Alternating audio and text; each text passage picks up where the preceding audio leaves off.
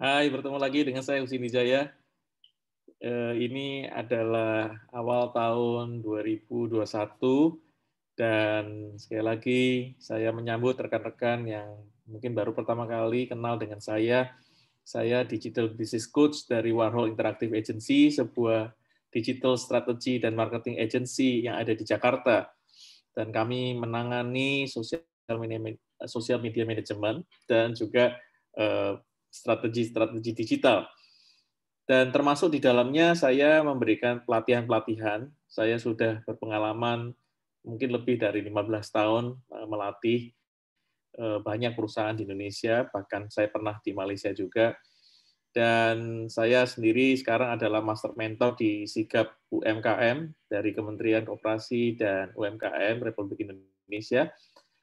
Dan saya ingin memberikan berbagi tips kepada rekan-rekan semua, dan seminar kecil ini ada sertifikatnya. Jadi jikalau Anda mendengarkan dengan tuntas, Anda bisa klaim sertifikatnya. Link untuk mendapatkan sertifikat ada di bagian belakang daripada presentasi saya ini. Dan saya sendiri certified business coach dari University of California, dan juga saya juga certified digital strategy coach dari University of Illinois, Urbana-Champaign. Oke, hari ini saya ingin memberikan sebuah seminar kecil berkaitan dengan leader in crisis, ya, how we manage the upheaval. Rekan-rekan sekalian, ini sesuatu yang kayaknya umum-umum saja, tetapi sangat penting untuk saya sampaikan oleh karena pada masa-masa mendekati ya era vaksin dan kemudian kita berhadapan dengan satu persiapan ya mood yang bagus ini untuk kemudian mengembangkan bisnis. Kita tahu bahwa kita sudah terpukul ya 10 bulan belakangan ini oleh karena PSBB dan kegiatan-kegiatan bisnis dibatasi, dan kita tahu bahwa itu sesuatu yang sebenarnya bagus buat masyarakat, tetapi ada dampaknya juga ke ekonomi. Nah, sehingga pemimpin hari ini mungkin perlu ya mengambil sebuah sikap ya berkaitan dengan krisis ini.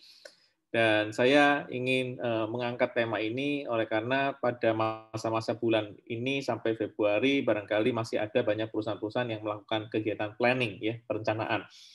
Saya rasa ini sesuatu yang menarik dan ini adalah pesan-pesan yang saya dapatkan dari saya membaca, saya melihat ya, dan saya berinteraksi dengan para pemimpin-pemimpin bisnis di seluruh Indonesia. Dan kita tahu bahwa krisis ini tidak mudah, makanya definisi krisis selalu saja menjadi perdebatan. Tetapi saya mengambil definisi yang sangat singkat, yaitu bahwa krisis itu adalah segala sesuatu yang datang dan mengancam kestabilan hidup. Gitu ya. Jadi ini krisis. Dan kita menghadapi krisis setiap saat. Ya, jadi krisis itu selalu ada di tengah-tengah kita tanpa kita sadari, gitu ya. Jadi misalnya contoh, kita sedang berbisnis, gitu ya. Kita tidak tahu ternyata di bagian sana ada beberapa pelanggan kita yang tidak puas dengan pelayanan kita, sehingga akhirnya mereka bisa saja ya menciptakan sebuah ya gelombang ya karena adanya sosial media hari ini. Oleh karena itu, di dalam digital strategy kita tahu bahwa managing crisis itu penting sekali gitu ya. Bahkan banyak perusahaan yang tidak menyadari atau tidak siap menghadapi manajemen krisis gitu ya. Sehingga kita perlu menyiasatinya. Jadi krisis ada yang bisa diatasi, ada yang tidak, seperti itu ya. Nah, kalau yang bisa diatasi akan jadi peluang, tetapi yang tidak akan menjadi ancaman. Sekali lagi rekan-rekan sekalian, ini sesuatu yang menarik, bukan, kalau kita menghadapi situasi seperti ini. Maka saya ingin menyatakan bahwa ada beberapa tips yang saya dapatkan dari berinteraksi dengan pakar-pakar, kemudian pemimpin bisnis yang ada.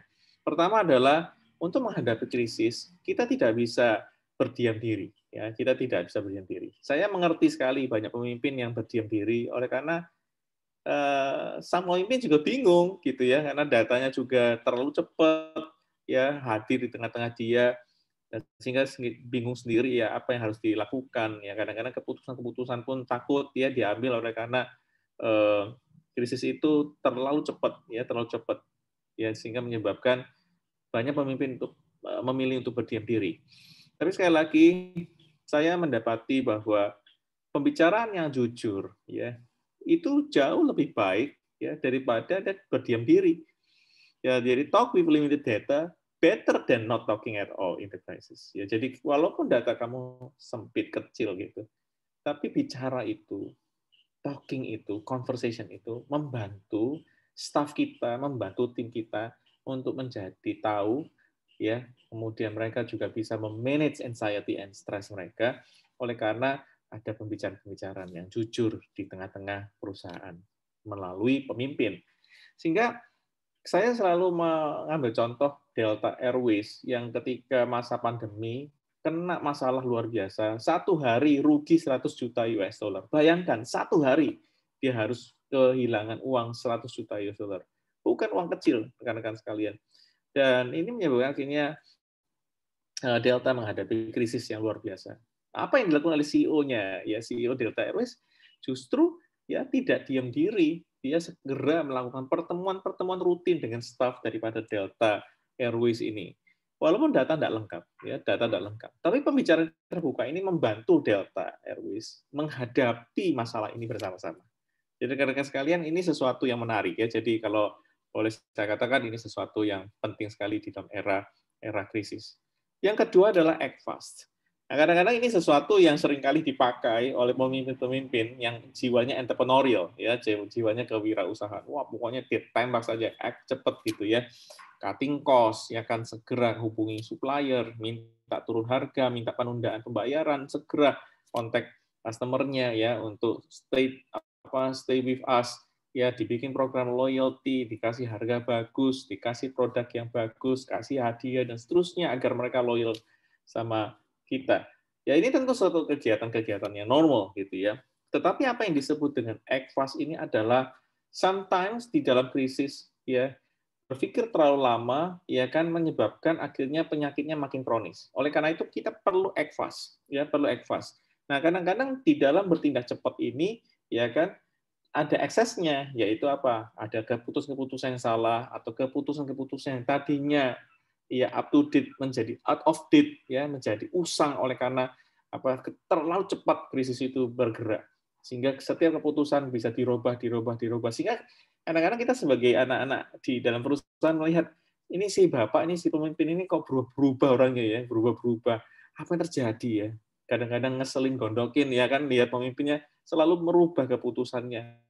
Dan ini menurut saya sesuatu yang normal ya di tengah-tengah krisis. Jadi kita sebagai karyawan, sebagai orang-orang yang di dalam perusahaan harus mengerti bahwa pemimpin Anda itu menghadapi satu permasalahan yang tidak mudah dipecahkan, pelik, sehingga mereka sendiri akhirnya berubah-berubah gitu. Nah, ini perubahan terjadi oleh karena apa? Karena mereka act, ya mereka melakukan actions gitu. Nah, ini yang sesuatu yang saya rasa yang saya pelajari di tengah-tengah krisis selama 10-11 bulan belakangan, saya melihat bahwa kalau terjadi krisis, Anda berdiam diri, Anda menghadapi justru masalah itu makin kronis. Justru pada saat penyakit ada, kita harus segera obati. Sometimes act fast is the cure of crisis. Gitu ya. Dan yang ketiga itu adalah leads by values. Nah, ini kenapa saya angkat oleh karena saya mendapati bahwa ketika perusahaan menghadapi krisis, ya, dia merasa tidak ada pegangan lagi, karena merasa bahwa apa yang mereka percayai itu usang, ya tidak lagi bisa miss and match ya dengan krisis itu, sehingga mereka kemudian meninggalkan values dan kemudian mengejar hal-hal baru.